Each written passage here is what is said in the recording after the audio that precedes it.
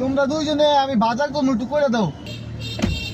কি গাছ লইবা? তোমার কলজাটা খোলামো, হ্যাঁ তোমার কলজাটা খোলামো, কি মানে ওর কলজাটা খোলাবো।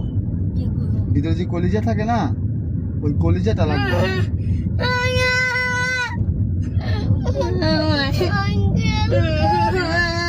একদম চুপ, কথা শুনে সাইডে বলছেন দূরে চুপ, দূরে একদম চুপ, একদম চুপ। কলিজা ভিতরে ঠিক আছে, সুন্দর করতে ভিতরে কলিজা ঠিক আছে, নষ্ট হয়ে গেছে।